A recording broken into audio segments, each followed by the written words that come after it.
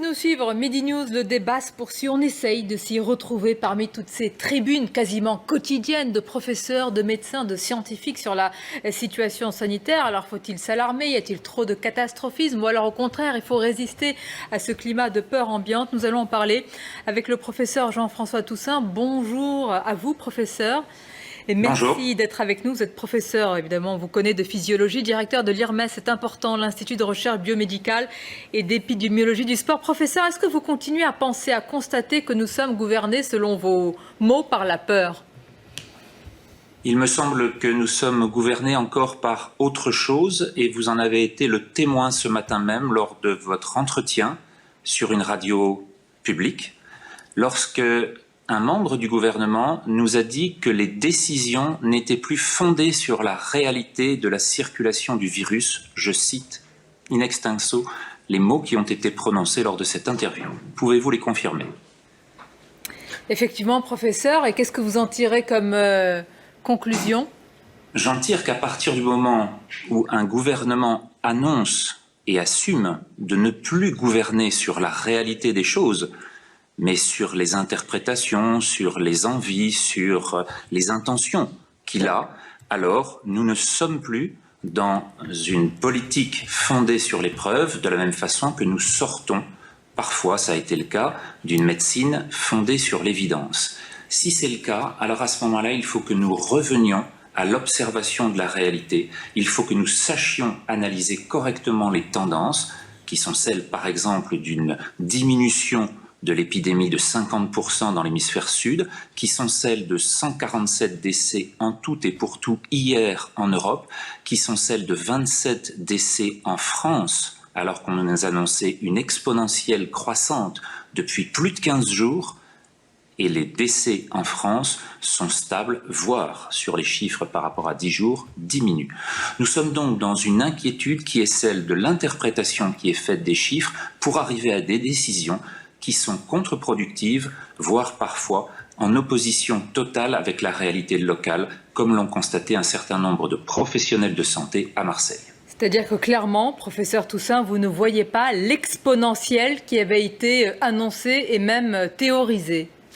Elle n'existe toujours pas actuellement, et l'Espagne elle-même qui a vu cette augmentation significative, il n'y a que 2 pays en Europe qui ont vu cette augmentation brève en septembre, sont remontés par rapport au taux qui était de 100%, si l'on prend le maximum obtenu dans chacun des pays lors de l'épidémie de mars et avril.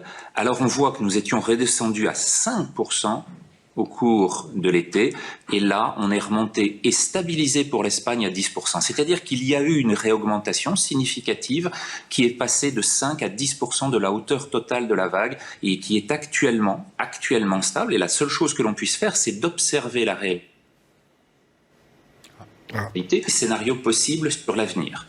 Le scénario catastrophiste de la deuxième vague n'est pour l'instant absolument pas vérifié depuis au moins 10 fois qu'on nous l'annonce.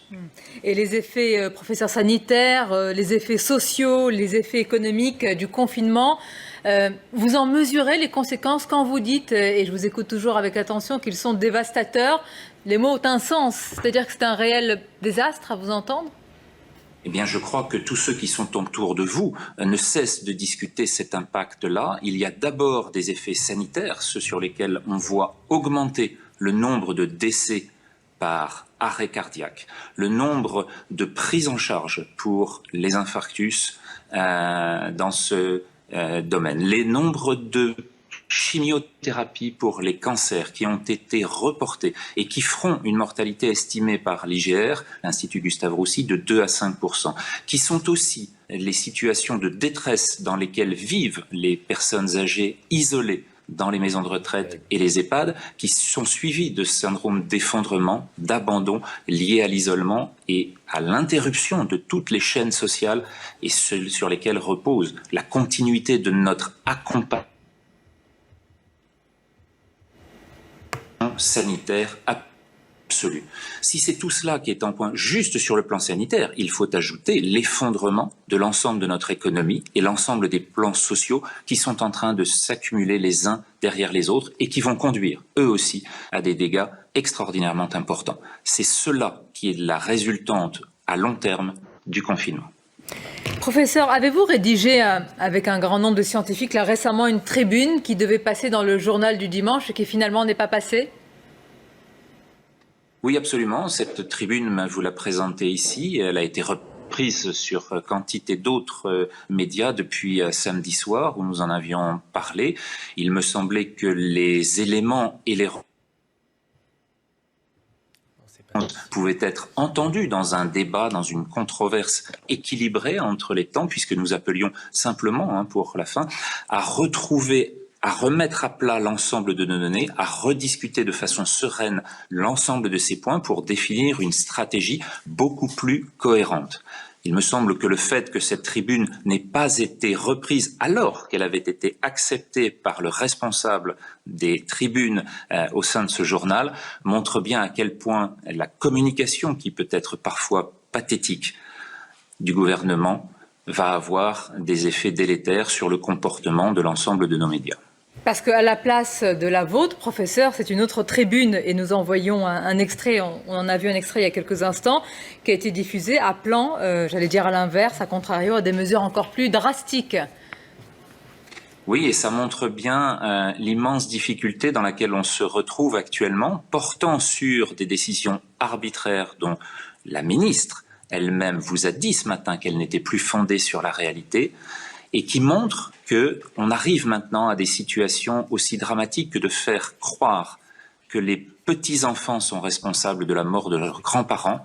C'est cette séquence inique qui se trouve projetée actuellement sur les écrans des télévisions, et la deuxième qui aboutit à faire naître des enfants alors que leur mère est sous un masque, avec des difficultés respiratoires, et au moment le plus important où elle donne la vie, les faire passer pour des tueuses en série. Je trouve que ces comportements-là aboutissent à des caricatures de ce que la santé publique ne doit pas faire.